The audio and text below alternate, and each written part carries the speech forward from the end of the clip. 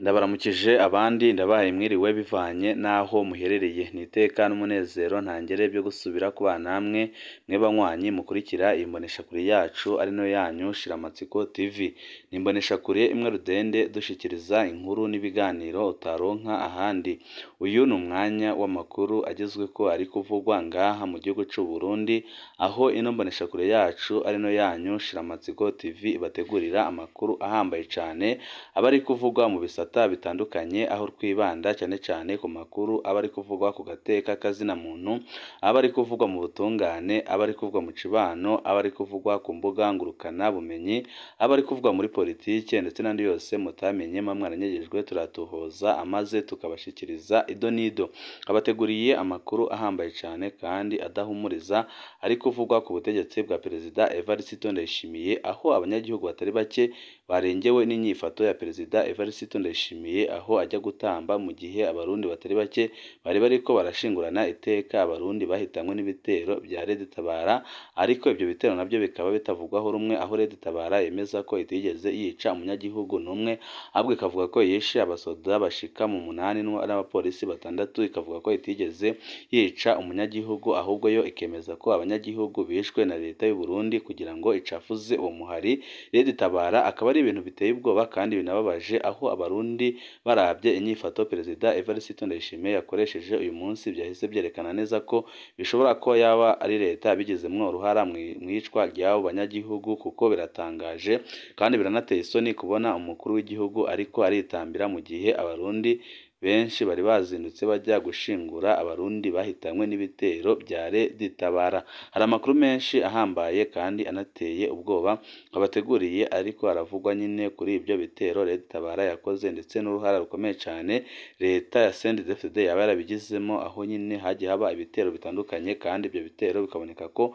byagizwemwo uruhara na Perezida canke se n'abari mu mugambwe ku butegetsi akaba ari ibintu nyine byisubiriza kandi akaba ari ibintu biboneka neza ko bishobora gutuma umugambwe ku butegetsi usambuka umwanya n'umwanya kuko abarundi baramaze kubona ko uyu mugambwe CNDD-FDD ataho ushobora gushikana igihugu ni byinshi twabateguriye nyine turi buze kubashikiriza mu idonido ry'amakuru aho tuza no kubabwira ku makuru ahambaye cyane ari kuvugwa ko wahoze ari umushiranganje wa mbere w'igihugu cy'u Burundi General Alain Guillaume Bunyoni ndetse n'injyane zikomeye cyane ziri hagati ya Perezida Evariste Ndayishimiye ndetse n'umunyamabanga mukuru umugambwe ku butegetsi Reverien Ndikuriyo aho ibintu bitifashe neza aho Reverien Ndikuriyo umwanya n'umwanya ashobora gutembagaza ubutegetsi bwa Perezida Evariste Ndayishimiye kubera inyifato Perezida Evariste Ndayishimiye ariko arigaragaza muri no minsi byose nyine twabateguriye tugiye kubashikiriza mu idonido ry'amakuru wifuza kuzajya mu mbere bashikirwa n'inkuru n'ibiganiro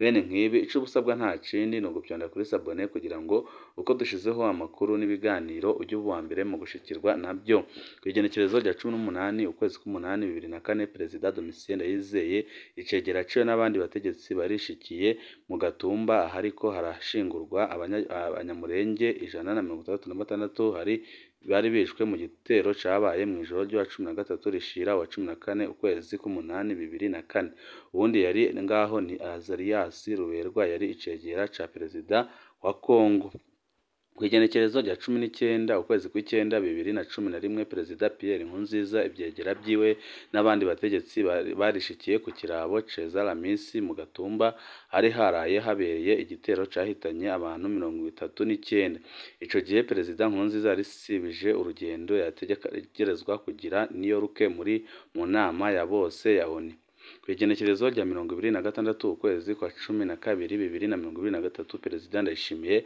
yabonetse ariko aratamba mu cankuzo mu gihe mu gatumba bariko barashingura abantu 20 bahitanywe n'igitero cabaye mu ijoro rya 2022 rishira wa 2023 ukwezi kwa 12 2023 abategetsi bose bahambaye bari batumiwe mu cankuzo mu gikorane c'amashirahamwe catunganije mu gikorane c'amashimwe catunganijwe n'umuryango w'umukuru w'igihugu mu gatumba leta yaserukiwe n'umushiranganje Martin niteretse ibiteye isoni kandi binababaje inyifato z'abakuru b'ibihugu mu bihe nk'ibi abahishwe abanyagihugu benshi zoba zifise insiguro yihe ariko ibi bintu biriko birakorwa na Perezida Evariste Ndayishimiye birerekana neza ko ibi bintu bifise ikintu kinyegeje kubona abanyagihugu bariko barashingura ababo nawe akaba ariko aritambira ni ibintu bibabaje cyane kandi biteye isoni.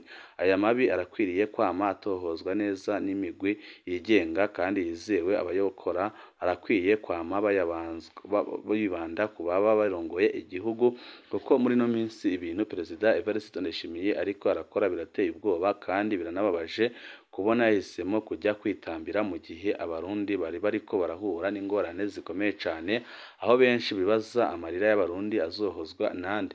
Uyu munsi niho hashingurwa abantu 20 bahitanywe n'igitero cabaye mu ijoro ry'uwa 22 rishira wa 2023 ukwezi kwa 12 2023 igitero cemanzwe n'umuhari Red Tabara. Mu nyuma Red Tabara yatangaje ko atariyo yishe abo banyagihugu, yo ivuga ko yishe abasirikare 9 n'umupolisi. Nemeza ko ubutegetsi bwarungitse abica abanyagihugu kugira icafuze uwo muhari. Leta yo yaragiriza Red Tabara ko ariyo yabishe. Ninde azokora amatohoza yigenga kugira ukuri kose kumenyekane.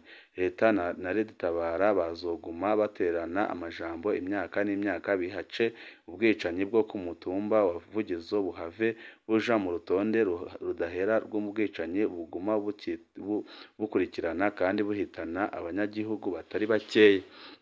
Bitwibutsa Gatumba muri Nyakanga 2011 aho abarundi nabo bahuye n'ingorane zikomeye cyane ibyabaye mu ndwi iheze mu Gatumba. Bitwibutsa ubwicanyi bwo mu ijoro ry'uwa 18 zishira 19 Nyakanga 2011 ku kirabo Ceza Ramisi mu Gatumba nyine. Abantu 39 barishwe muri ico kirabo bacucagiwe amasase n'abantu batigeze bamenyekana neza. Bukeye atana amatohoza akozwe, Perezida Nkurunziza yagirije ubwo bwicanyi FNL. Leta ica irarungika umutahe mpuzamakungu wo kurondeza agatorwa asari amaze igihe atazwi izi ayanyegeye. Byagiye kumenyekana mu nyuma ko ubwo bwicanyi bwateguwe n'ubutegetsi bwa CNFD mu ntumbero kwambika ibara no gufata zimwe mu ndongozi z'abatavuga rumwe n'ubutegetsi. Urubanza rw'iremetanya rwarakozwe. Uwitwa Innocent Ndikuriyo batazira Nzarabu yagize ruhara rukomeye muri ubwo bwicanyi, yahavuye atorokeshwa n'iperereza aratahura ko agira yicwe aca aratanga intahe yiwe kuri RPA. Mwikete yandikiye ishirahamwe APRODH. Nzarabu yarashize ahabona abateguye ubwicanyi bwa Gatumba n'ibyo yemerewe kugira abeshere abatavuga rumwe n'ubutegetsi. Ico gihe yavuze amazina ya General Adolphe Nshimirimana, General Gervais Ndirakobuca batazira Ndakugarika, General Maurice Mbonimpa, Colonel Desire Wamahoro n'uwitwa Jereme Bibonimana nk'abageze uruhara mu bwicanyi bwo Gatumba. Nzarabu yavuze ko iperereza ryamutumye kumvisha umuhoboroberi yitwa Mukonogo aze gutera farumasi mu Gatumba maze bace bamucakira. Bamwe barokotse mu Gatumba baratwandikiye batubwira abategetsi biboneye mu gitero ku kirabo Ramisi. Ibyo byose byaheze gutyo nta cakurikiye. Nzarabu yahavuye yicwa n'iperereza muri Ntwarante 2014. Binatwibutsa Gatumba muri Nyamyandagaro 2004. Ubu bwicanyi bwibutsa kandi ubundi bwabaye mu ijoro ry'uwa 13 rishira 14 Nyandagaro 2004 bwahitanye impunzi 166 z'abanyamurenge mu ikambi y'impunzi mu Gatumba. Muri iryo joro igitero c'abantu bikwaje bigwanisho bavuga ikinyarwanda n'indimi zo muri Kongo cyaragose impunzi barica impunzi batari bake aho bishe abana ndetse n'abakenyezi ndetse n'abagabo. Bukeye umuvugizi wa FNL Pastor Habimana ariwe Mutasera niko bamye yari yamanze ico gitero ku maradiyo atandukanye. Imyaka 19 iraheze atamuco utanzwe kubijanye n'ico gitero. Ibi bintu bizokwama byisubiriza kugeza ryari? Amaraso azoguma aseseka kutya atankurikizi n'imwe. Ubudasabwe nyifato z'abaperezida mu bwicanyi bwa Gatumba. Muri 2005 Perezida Domitien Ndayizeye yarishikiye mu Gatumba gushingura abahitanywe n'igitero cyo kwa 13 rishira wa 14 ukwezi k'umunani 2004. Arahoza ababuze yongera aremera ko ubutungane buzokora ibishoboka byose. Muri 2011 Perezida Nkurunziza yarasabije urugendo yari afise i New York muri ONU maze yishikira kuraba aho abanyagihugu bari biciwe. Arahoza imiryango yongera aratangaza ko ubutungane buzohana ico yise iyicarubozo. Muri 2023 gushingura bantu bishwe mu gatumba mu ndwi iheze byahuriranye n'uko Perezida Ndayishimiye afise igikorane c'umuryango wiwe ushima ivy'Imana yawukoreye muri 2023. Perezida Ndayishimiye ntiyagiye mu gatumba, yarungitse umushikiranganji Martin Niteretse nawe aja gushima Imana mu cankuzo. Ibyababaje abarundi batari bake bakabona ko ibi bintu Perezida Evariste Ndayishimiye yakoze ari ibintu bibabaje cyane kandi biteye isoni kubona we ariko aritambira mu gihe abarundi bariko barashingura ababo. Kwica abanyagihugu badashobora kwivuna, kwica abana b'abavyeyi n'abavyeyi ni ibyaha bikomeye cyane. Ababikora bose baba abo muri leta canke imirwi y'abagwanyi bakwiriye kubibazwa. Burundi burarwaye bikomeye, harakenewe umuti urama uheza izi njyane zidahera ziguma zisubiriza, kandi bikaboneka ko ibintu bibandanije gutya bishobora kuba bibi cane mu minsi iri imbere. Tuvuye kuri aya makuru ababaje ariko aravuga ku nyifato ya Perezida Evariste Ndayishimiye, amakuru yacu tabandanirize kuri ya nkuru kariko ababwiye mu ntango ko ibintu bitoroshe hagati y'umunyamabanga mukuru w'umugambwe ku butegetsi Reverien Ndikuriyo ndetse na Perezida Evariste Ndayishimiye, aho umunyamabanga mukuru w'umugambwe ku butegetsi Reverien Ndikuriyo avuga ko agomba gukora ibishoboka byose kugira ngo akureho ubutegetsi bwa Perezida Evariste Ndayishimiye, abanje kumwagiriza ibyaha bitandukanye harimwo guhemukira igihugu n'umugambwe ndetse no gukorana n'abansi b'igihugu. Ibi byose nyine akaba ari ibintu biriko biraba mu kinyegero gikomeye cyane, kandi akaba ari ibintu biriko birategurwa n'abavuga ko bari mu iragi ry'umuhisi Petero Nkurunziza, babona ko Perezida Evariste Ndayishimiye yakoze amakosa akomeye cyane kandi bakabona ko adakwiye kubabarirwa kubera ukuntu ariko arigenza n'ukuntu ubutunzi bwatabagaye.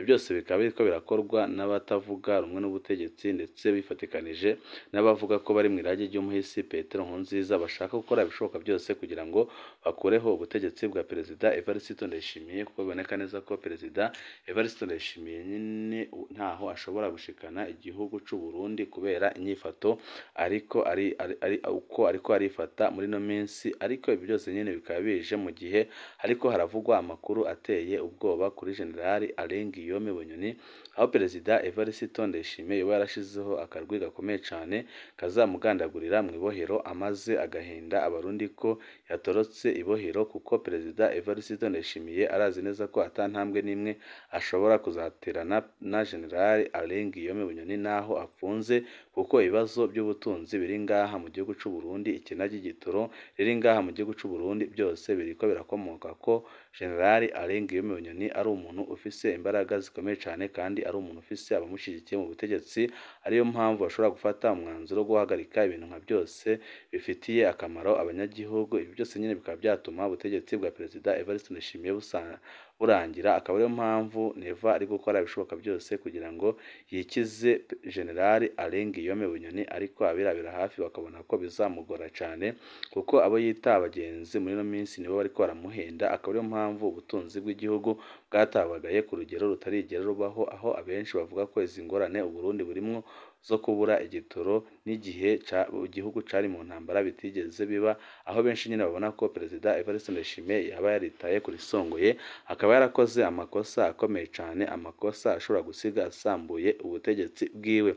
Ni amakuru tukiriko turabatohoreza, aho hari amakuru nyine turi buze kubashikiriza amakuru yacu yo hanyuma arabana n'ibyo kwa turiko turababwira ko Perezida ari gukora ibishoboka byose kugira ngo azimanganye ubuzima bw'uwahoze ari umushikiranganji wa mbere w'igihugu c'u Burundi General Ngiri Bunyoni, ariko byose nyine bikaba bitazamworohera kuko hari amakuru duhejeje kuronka adahumuriza. Byose nyine tukaba turi buze kubashikiriza amakuru yacu yo hanyuma. Ibihe byiza nibyo ndabipfurije.